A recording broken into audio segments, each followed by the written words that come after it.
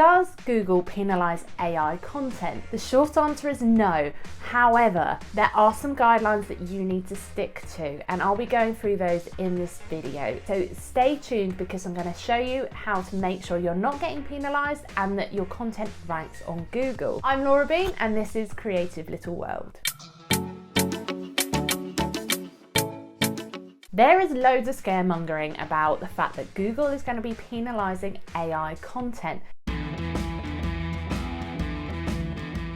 The fact is, Google doesn't care how you create your content, as long as it is high quality. What it does care about is the automated content set to manipulate search engines, or spam as we like to call it. However, when it comes to AI itself, Google actually states that the appropriate use of AI and automation is not against their guidelines. So this is where the confusion comes in, because people are saying that AI will penalize your content, but what it's actually saying is what it's always said: it will penalize you for having rubbish content. The Google ranking system has always aimed to reward high quality original content that demonstrates the qualities of what they call EEAT. And this is regardless of how the content is produced. So whether you're writing the content yourself or you're getting AI to help you, what matters most is the quality and value it provides to your users.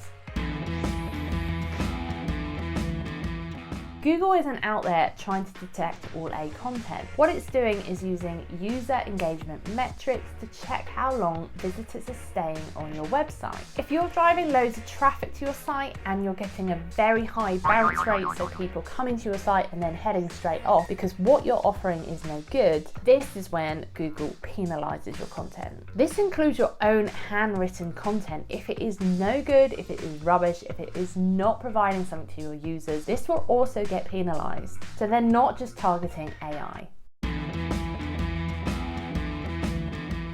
So let's talk a bit more about that EEAT framework. It stands for experience, expertise, authority, and trust. And these are the qualities that Google is going to be looking for in high quality content. So experience refers to the practical knowledge or mastery of a subject. Expertise is the depth of understanding of a particular field. Authority is about credibility and recognition in a particular niche or industry. And trust is about reliability and consistency in delivering great content. So how does AI fit into the EEAT framework? Well, AI can help you in creating great content, but it is up to us as the content creators to ensure that it meets that EEAT criteria. So for example, if you were going to write a blog post using something like ChatGPT, it's up to you to make sure that content is accurate, reliable, and valuable to the audience that you're going to be delivering it to.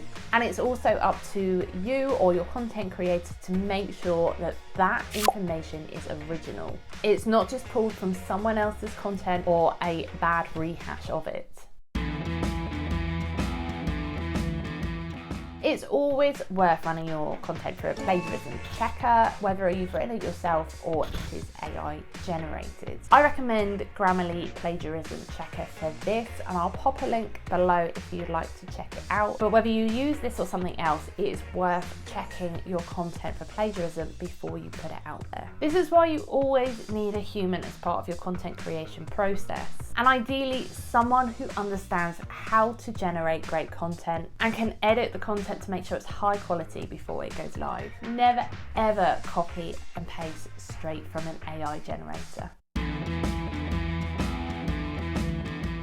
So here are some of my tips for creating content that aligns with the EEAT framework. Use AI as a tool and not a shortcut. Yes, AI can help you generate your content, but it really isn't a magic wand that's going to get you ranking high on Google. The content still needs to be of high quality, it needs to be unique, it still needs to be valuable, and AI cannot produce this on its own. Make sure you're editing and reviewing all your AI generated content. AI is far from perfect, and it's quite notorious for producing things that are factually incorrect, and sometimes it just doesn't make sense. So always make sure you're reading through and editing your AI content to make sure it is correct and coherent. Add your own creativity to AI content. AI isn't a thinker and it's not creative. It's simply pulling information that's already out there and rehashing it for you. This is why you want to go through and add your own unique style to your AI content. Add a bit of creativity, make it pop and make it unique to you. I know this takes extra time, but this is what's going to make the difference between getting ranked on Google and getting penalised. To get the best response from AI, you need to feed it the right information and ask it the right questions. Tools like ChatGPT are only as good as the person prompting it. So if you're not feeding it the right prompts, you're going to get a bad response. This is where prompt engineering comes into play. Prompt engineering is all about creating the right message to feed into AI. There are lots of tools already out there for this and lots of prompt vaults that are going to help guide you. Below, I'll pop a link to a prompt vault that I recommend that has dramatically changed the way I use AI, and I think it is brilliant, so do check that out. So by all means, use AI to help create your content, but make sure you stick to the guidelines and put in a bit of extra time to make sure you're creating content that is high value and uniquely yours. I always say it's quality over quantity. You're better off putting less high quality content out there than lots of rubbish. If you want to know if AI is going to replace content and copywriters, I recommend checking out this video. And for an honest review on AI blog generator content at scale, head here. If you found this video helpful, please do give it a thumbs up and don't forget to subscribe for more helpful content like this. I'll see you next time.